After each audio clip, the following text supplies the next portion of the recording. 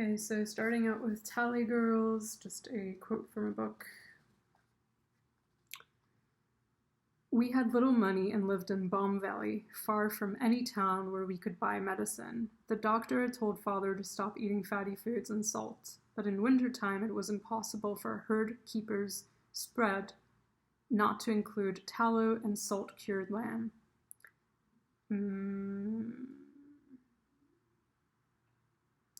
On his way to the mosque early one morning, he fell in the snow and gave his life to the life-giver. He left behind 8 kilos of seed, a farm with only the rain to irrigate it, 20 sheep, and a milk cow.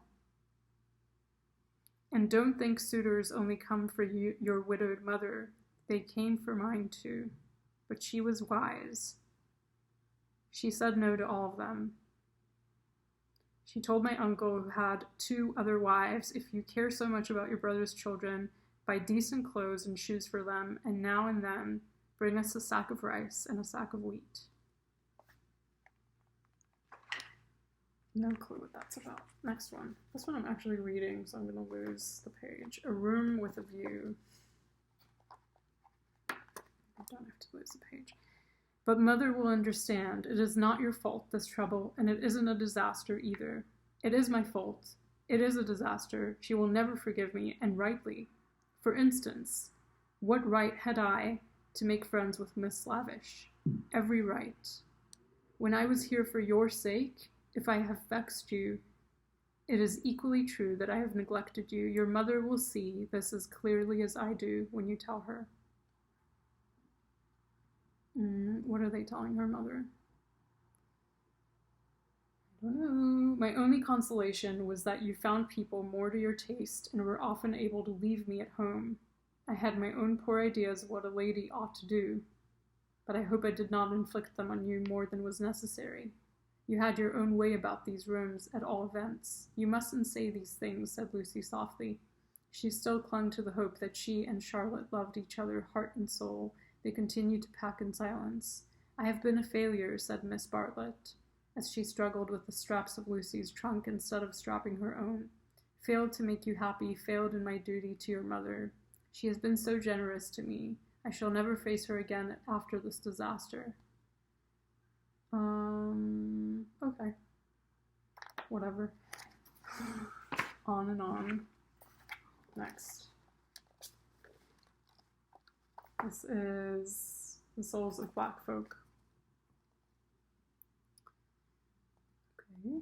The people moaned and fluttered, and then the gaunt, checked brown woman beside me suddenly leaped straight into the air and shrieked like a lost soul, while round about came wail and groan and outcry and a scene of human passion such as I had never conceived before. Interesting. There's a lot of tragedy, either talk of tragedy, feeling of tragedy.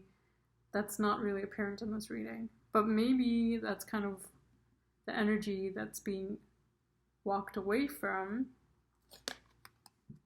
Releasing anger from the past sets me free in the present. That feels relevant somehow. I can think my way out of fear. Peace is in my pulse. So getting into an energy of peace. It doesn't necessarily mean that things are peaceful, but it's the energy that you contain within you. It's your vibration. It's how you choose to behave in this life. You call the shots. Right? For the most part, we all do. Knight of Wands. There's this energy of taking action. And this is very bold action. This is not really action that you sit there and think about forever. This is just knowing exactly what to do in the moment, and you leap forward and take action. Why is my screen so dark? I don't know if that helped.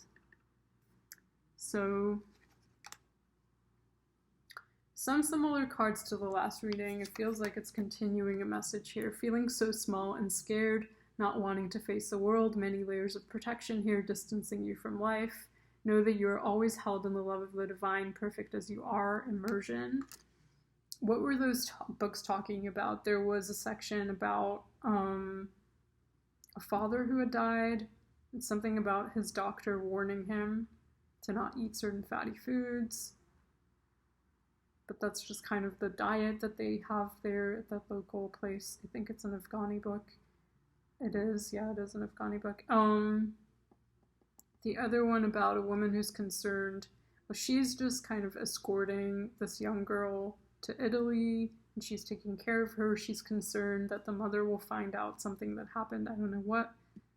She's afraid of the mother lashing out at her. What was the last one?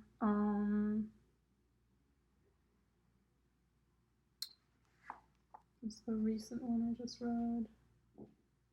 Something about people moaned and fluttered, and then the gaunt-checked brown woman beside me suddenly leaped straight into the air and shrieked like a lost soul, while round about came wail and groan and outcry in a scene of human passion such as I had never conceived before. It's kind of interesting to read that out of context.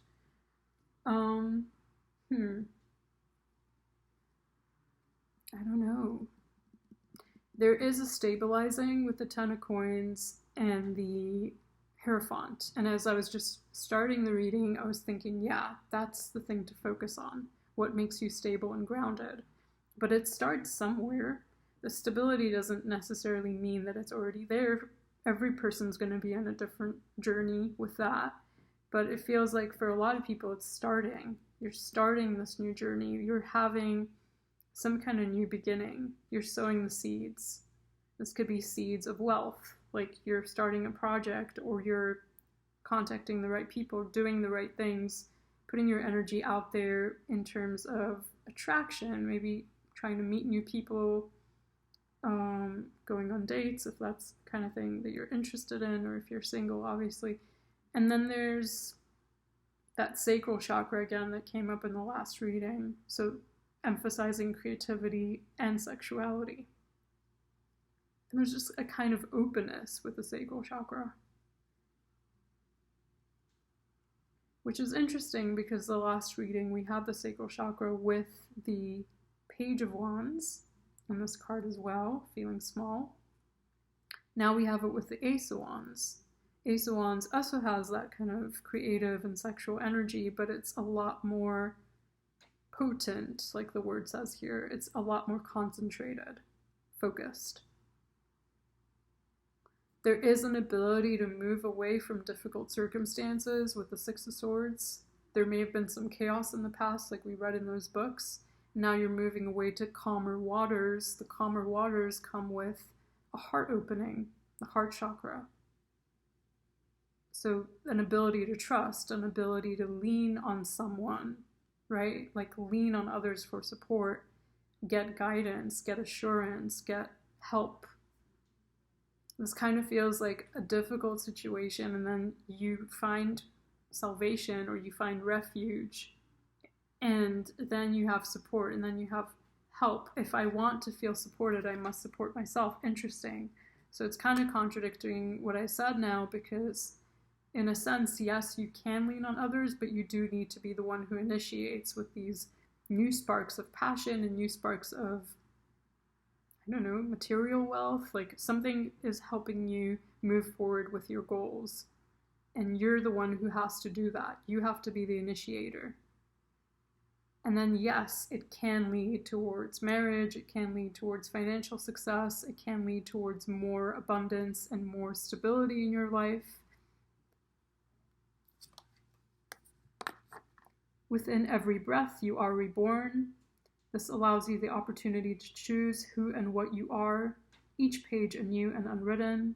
Things are fluid. This is movement. There is movement. There is strength. This lies within you. Awareness. So you need the awareness. You need to tap into your own awareness in order to be able to create the kind of changes that you want for yourself. If you don't, you might miss certain opportunities that are there. The opportunities are there, but you need your awareness in order to use them, in order to benefit from them, in order to take action. And part of this action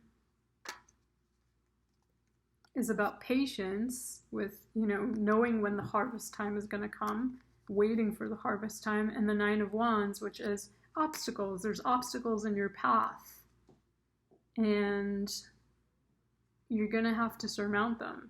You're going to have to overcome them. It's not all easy. I was just thinking this today. I can think my way out of fear. Possibly part of the obstacle is the fear that holds you back from proceeding, because you know that it's not going to be easy. Or because you know that, well, it might not be knowing, it might be the unknown, it might be the uncertainty of things that causes it to be fearful. That's usually how it is, right? That's why people are afraid of the dark, or people are afraid of death. There's things that we're afraid of because we don't actually know what they are or what they contain within them. And that's what creates fear. And the more experience you have with something, I mean, it might make you more fearful if it is a difficult experience, but usually it's going to dispel some of that fear because you'll be aware of what it is that you're dealing with. It's not mysterious to you anymore. And you also learn more about yourself through the process. You learn what it is that you're capable of dealing with and how it is you can rise to the occasion. What it is you have in your own personal toolbox to know how to deal with situations. But a lot of what's coming up here is external. The little bit that's internal, some of it's advice, like connecting with your sacral chakra, connecting with your heart, releasing anger, supporting yourself. But a lot of it's like, the little bit of internal is like, just plant the seed, take the action. The external is huge, like you get a lot of money, or you get a property, or you get married, or you get a community of people who are supportive of you, or you get a new boss, a new job environment, a new family, something, and that's external, that's coming from the outside, but it starts with you. And a lot of it is a perspective shift. Through this perspective shift, again, your heart opens, you're able to connect with your sacral chakra, which is that more playful, creative feeling that we were talking about in the previous video. And it's a whole change of your perspective because you're in a state of peace. Six of Swords. Right, I wasn't even connecting this. You're in a state of peace because you've overcome a difficult situation and now you're on the other side. And it doesn't necessarily mean that everything is solved and everything is fine and dandy, but you're looking back on something really difficult that you went through. Your perspective's changed, you've grown from it, you've matured, and now you have to take responsibility for your own energy and the vibes that you're putting out there and what it is that you're doing with your life. That's what helps release the anger once you say, okay, I'm responsible for the situation. How am I responsible? How do I change it? What kind of steps do I want to take moving forward? How am I going to support myself so I can feel more supported?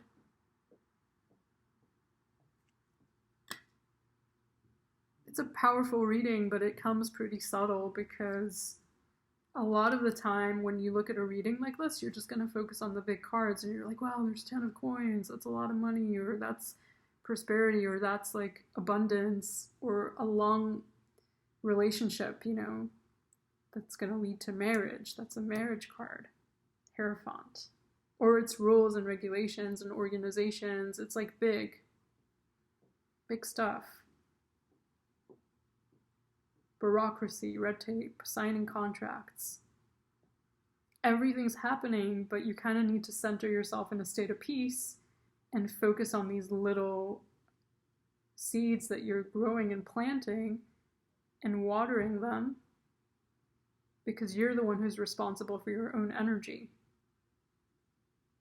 You're not responsible for the amount of money that comes in, or for the help that you get, or for the community that you're able to build, or for your partner that you end up meeting or end up getting married to, who you're currently with. Those things are just kind of out of our control a lot of the time, but what you control is the energy that you're putting in, and the work that you're putting in, and your attitude.